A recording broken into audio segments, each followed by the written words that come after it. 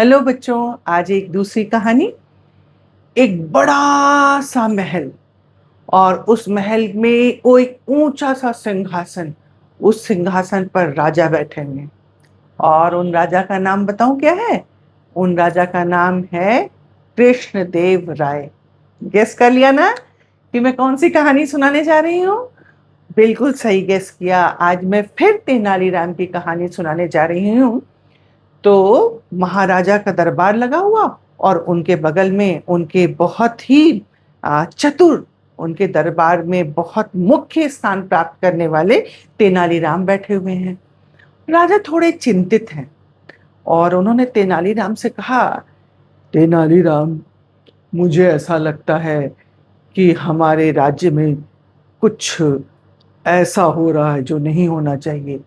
महाराज, बताइए क्या हो रहा है, मैं क्या आपकी सेवा कर सकता हूँ? तेनालीराम, तुम जाकर जरा पता करो कि हमारे यहाँ दरबार में, हमारे राजमहल में एक चर्चा फैली हुई है। कैसी चर्चा महाराज? दरअसल एक पंडित है जो सबको बुद्धू बना रहा है। अब भाई तेनालीराम को समझ में आ गया कि क्या बात है।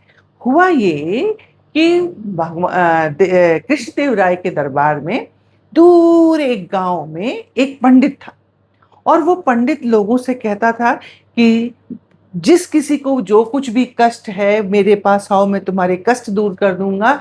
यहाँ तक कि मैं बीमार को ठीक कर दूंगा, मरे को जिंदा कर दूंगा।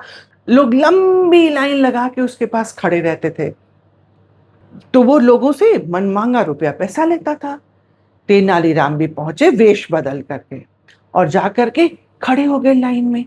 जब उनका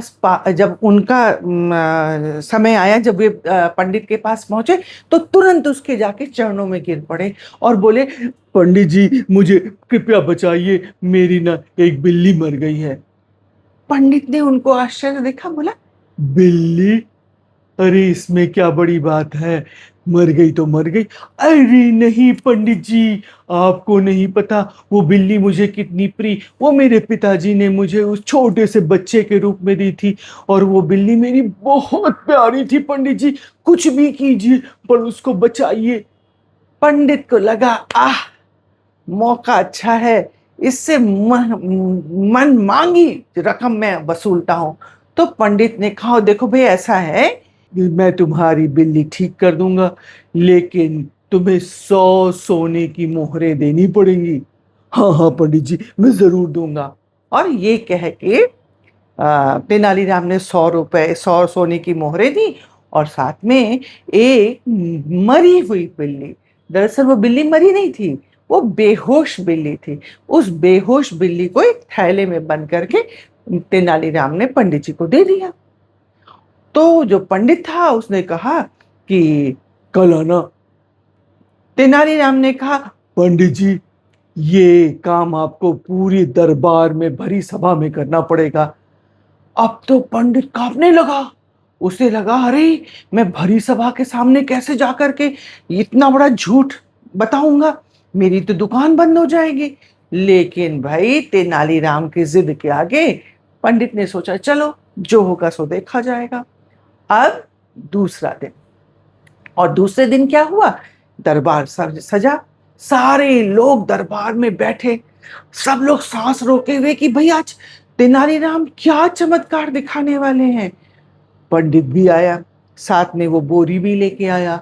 अब जब पंडित थोड़ा सा डरा हुआ था, थोड़ा कांप भी रहा था, क्योंकि राजा के सामने उसको इतनी इतनी बड़ी बात, इतनी बड़ी कला दिखाई थी और वो झूठ बोल रहा था, तो उसको पता था।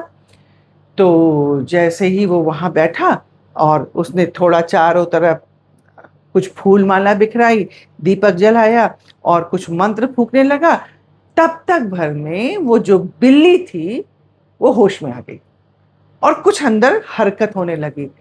अब तो भाई पंडित खुश कि ये तो मेरे, वो एक कहावत है ना, बिल्ली के भाग से छीका फूटा, ये तो अपने आप बिल्ली जिंदा हो गई।